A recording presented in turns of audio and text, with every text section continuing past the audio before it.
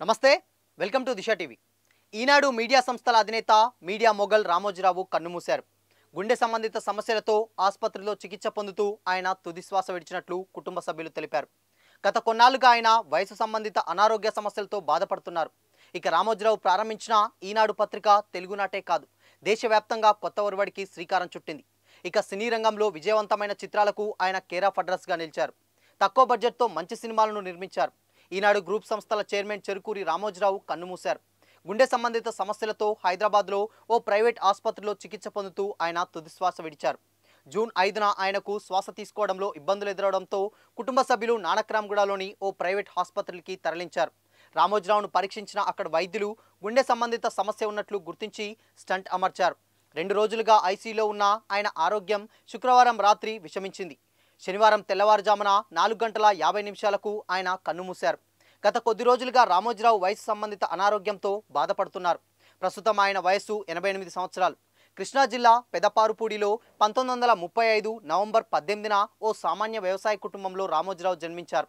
తల్లి వెంకట సుబ్బమ్మ తండ్రి వెంకట సుబ్బారావు రామోజీరావు పూర్వీకులు పామర్రు మండలంలోని పేరేశపల్లి గ్రామానికి చెందినవారు ఆయన తాత రామయ్య కుటుంబంతో కలిసి పేరేశపల్లి నుంచి పెదపారుపూడికి వలస వచ్చారు తాత మరణించిన 13 రోజులకు రామోజీరావు జన్మించారు దానితో అతని జ్ఞాపకార్థం తల్లిదండ్రులు ఆయనకు రామయ్య అన్న పేరు పెట్టారు ఇతనికన్నా ముందు 2 అక్కలు ఉన్నారు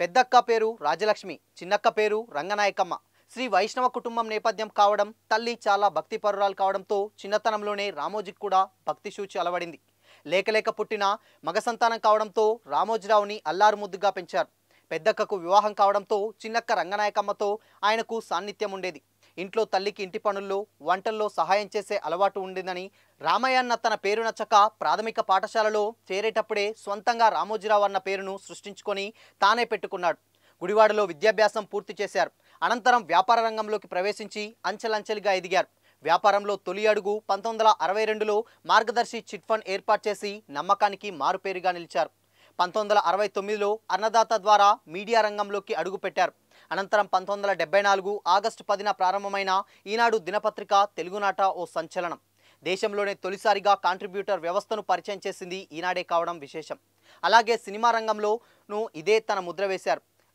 ఉషా కిరణ్ మూవీస్ ద్వారా అనేక అద్భుతమైన చిత్రాలను రూపొందించారు ప్రతిఘటన మౌన పోరాటం జడ్జిమెంట్ మయూరి కాంచనగంగా వంటి ఎన్నో గొప్ప సినిమాలను నిర్మించారు మీడియా వినోద రంగంలో ఆయన చేసిన సేవలకు గాను 2016లో కేంద్ర ప్రభుత్వం 2వ అత్యున్నత పురస్కారం పద్మవిభూషణ్తో సత్కరించింది మీడియా వ్యాపార రంగానికి ఆయన చేసిన సేవలను గుర్తు చేసుకున్నారు రామోజీరావు గారు తెలుగువారి కీర్తిని దేశ స్థాయిలో చాటిన వ్యక్తిగా సీఎం రేవంత్ రెడ్డి కొనియాడారు రంగం ఏదైనా విలువలకు విశ్వసనీయతకు పెద్దపీట వేసిన వ్యక్తి రామోజీరావు అన్నారు పత్రికా నిర్వహణ ఒక సవాల్ అనుకున్న పరిస్థితుల్లో 5 దశాబ్దాల పాటు ఈనాడు పత్రికను నంబర్ 1 స్థానంలో నడపడం ఈటీవీ స్థాపనతో టీవీ మీడియా రంగానికి దశ చూపిన దార్శనికుడు రామోజీరావు అని సీఎం అన్నారు ఇటీవలే రామోజీ ఫిలిం సిటీలో రామోజీరావు గారితో భేటీ అయిన విషయాన్ని సీఎం రేవంత్ రెడ్డి గుర్తు చేసుకున్నారు రామోజీరావు లేని లోటు తెలుగు మీడియా రంగానికి వ్యాపార రంగానికి తీరని లోటని అన్నారు ప్రభుత్వ అధికార లాంఛనాలతో అంత్యక్రియలు నిర్వహించాలని సీఎం రేవంత్ రెడ్డి ఆదేశాలు జారీ చేశారు రామోజీరావు మీడియా అధినేతగా